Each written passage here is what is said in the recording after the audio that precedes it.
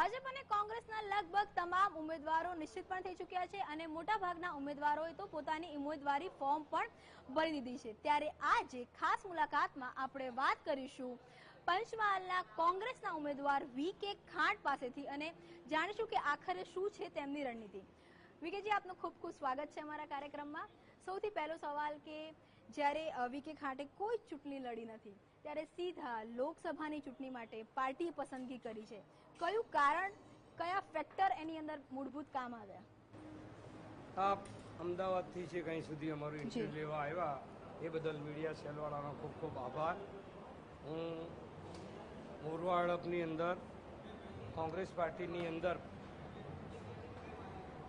20 વર્ષથી જોડાયેલો છું। પાર્ટી સાથે હું ખૂબ બહોળો અનુભવ ધરાવું છું। કોંગ્રેસ મારી મા સમાન છે।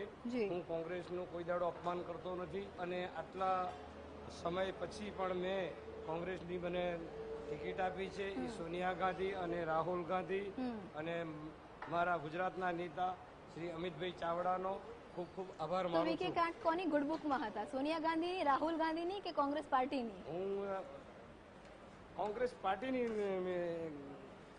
સાથે હતો। એટલે વી.કે. ખાંટની જે વફાદારી છે એ પાર્ટી પ્રત્યે છે, વ્યક્તિ પ્રત્યે કોઈ વ્યક્તિગત વફાદારી નથી? નહીં, મને પાર્ટી સાથે જ વફાદારી છે। મારી પાર્ટી સાથે, પાર્ટી મને ગઈ વખત ટિકિટ નથી આપી તો હું નારાજ નથી થયો ને। વી.કે.જી, એવું પણ કહેવામાં આવે છે કે આપના ઘરે ઓપીડી સવારથી ચાલુ હોય છે, આપ કોઈ પદ પર નહોતા, કોઈ સત્તા પર નહોતા, એમ છતાં બી લોકો આપની પાસે સમસ્યાઓ લઈને આવતા હતા, તો કેવા પ્રકારની સમસ્યા હતી અને કેવી રીતે, કેમ કે આપ પોતે સત્તામાં નહોતા, ક્યાંય નહોતા, તો કેવી રીતે સમાધાન કરતા હતા? હું લોકો સાથે વર્ષોથી ધારો જ્યારેથી હું કોંગ્રેસ પાર્ટીની સાથે ધરાવો ધરાવું છું અને લોકોને સારું કામ કરું છું, લોકો સાથે સારા વ્યવહાર કરું છું, એટલા માટે જઈને લોકો મારી પાસે એમના કામ માટે, મદદ માટે, હર કોઈ વાત માટે, મારી સલાહ લેવા માટે હરરોજ આવતા હોય છે મારે ત્યાં। કયા કયા મુદ્દાઓ છે મહત્વના કે જેની પર આજે ગોધરાની જનતાને એવું લાગે છે કે વી.કે. ખાંટને એક ચહેરા તરીકે અથવા તો સાંસદ તરીકે પસંદગી ઉતરી શકે? હું કોંગ્રેસનો ઘનિષ્ઠ કાર્યકર છું, સેવા કરું છું અને સેવા કરું છું અને લોકો સાથે સારો ધરાવો ધરાવું છું, એટલે લોકો મારી પાસે વધારે પડતા આવે છે। આપના મેનિફેસ્ટોમાં જે વાત છે 72,000 આપવાની કે ગરીબલક્ષી યોજનાઓની, આ વખતે કેટલી કારગત નીવડશે, શું લાગે છે? અમે જે ખેડૂતોને વચન આપ્યા છે, મતદારોને જે વચન આપી છે અમારી કોંગ્રેસ પાર્ટી, એ વચન અમે પૂરા કરીશું। નહીં, આપનું જે મેનિફેસ્ટો છે, જે મેનિફેસ્ટોના મુદ્દાઓ, એમાંથી કયા મુદ્દા આપને લાગી રહ્યું છે કે આપ યુટિલાઇઝ કરી શકશો અને એની પર આપણે ગુજરાતમાં ઊભા છીએ, ગોધરામાં ઊભા છે, પંચમહાલની બેઠક ઉપર એની કારગત નીવડશે? આમાં તો અમે મેનિફેસ્ટો, અમે પંચમહાલની જિલ્લાની અંદર જે બેકારી બહુ પેદા થઈ છે, લોકો 70 બેરોજગાર થઈ ગયા છે, એ લોકોને જે રોજીરોટી મળે એના માટે અમે એક જીઆઈડીસી અમે લાવીશું અને ગરીબ લોકોને નોકરીઓ મળે એ અમારો ખાસ મુદ્દો રહેશે। જી, ખાસ કરીને જ્યારે આપણો મેનિફેસ્ટો આવ્યો એની અંદર વાત હતી કે ગરીબી દૂર કરવા માટે જે રીતે કોંગ્રેસે વાત કરી કે બીજી કેટલીક કલમો હટાવવાની વાત કરી, લોકો એને જુમલો માની રહ્યા છે કે પોતે 70 વર્ષ સરકારમાં હતા ત્યારે પણ એમણે આ જ પ્રકારના કાયદા આપ્યા હતા અને અત્યારે ગરીબી દૂર કરવાની, ગરીબોની યાદ આવી રહી છે, શું કહેશો આની પર? કોંગ્રેસે વર્ષોથી કોંગ્રેસે ગરીબી દૂર કરવાનું વાત કરી જ છે અને તે વખતે આટલી બધી ગરીબી નથી સાહેબ મારા। અચ્છા, એટલે 5 વર્ષમાં ગરીબી થઈ છે? અત્યારે 5 વર્ષમાં જ નહીં, 25 વર્ષથી ગરીબી ગુજરાતમાં જયારે સરકાર બેઠી ત્યારથી જ ગરીબીને વધી ગયું છે। આ લોકો તો હવામાં ઉડવાની જ વાતો કરે છે બધા, પતંગ ઉત્સવ, રમતોત્સવ, શિક્ષણમાં ઉત્સવ, આ બધા ઉત્સવો કરો એટલે કરોડો રૂપિયા સરકારના જાય છે સાહેબ મારા। એ જ પૈસા તમે ગરીબોને આપો તો ગરીબીનું ભલું થાય સાહેબ। તો જો વી.કે. ખાંટને લોકો જીતાડીને સત્તા પર બેસાડશે તો 3 પ્રાયોરિટી વાળી વાત કરવી હોય કે 3 કામ કે જે ગોધરામાં અથવા પંચમહાલમાં નથી થયા, એ કયા હશે? કામ તો સિંચાઈનું કામ ગોધરામાં નથી થયું। આજે કચ્છ ભુજ સુધી જો પાણીનું નર્મદા ડેમનું પાણી જતું હોય તો હવે 2, 5, 10 કિલોમીટરની અંદર આ લોકો પાણી આપતા હોય તો લોકોની સમૃદ્ધિ વધે, સારા સારા પાકો થાય, લોકોને બહાર જવાનું ના થાય। આ જે સરકારને કરવાનું કામ છે એ સરકાર નથી કરી શકતી। તો વી.કે. ખાંટ આશ્વસ્ત છે કે એ પોતે કરી શકશે? હા, અમે તો કરીશું। અમે તો સરકારમાં કાયદો લાવીશું। અમારી સરકાર બેસવાની છે અને બેસવાની છે।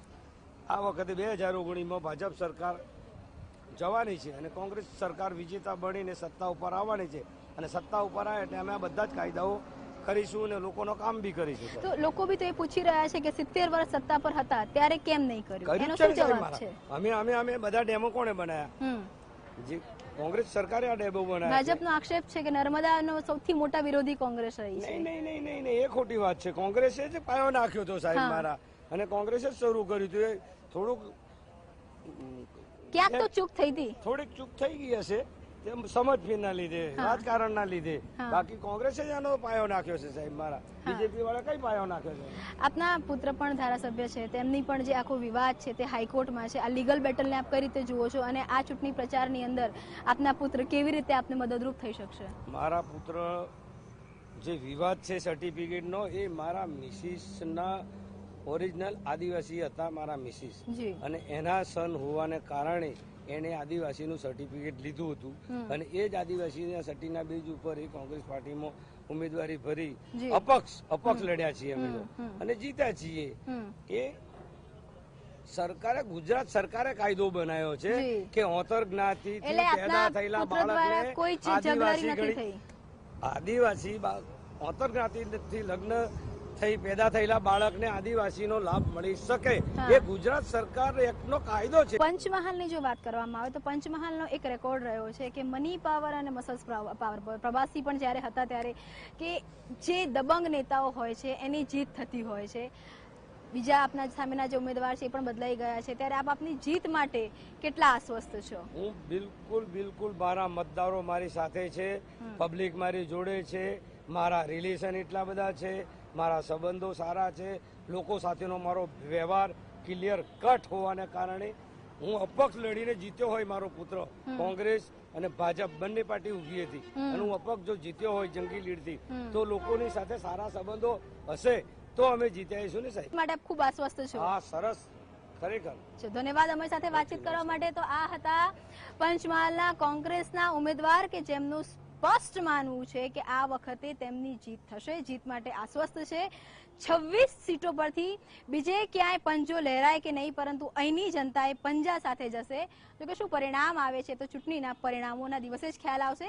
આજ માટે આટલું જ. દેશ અને દુનિયાની ખબર માટે જોતા રહો TV9.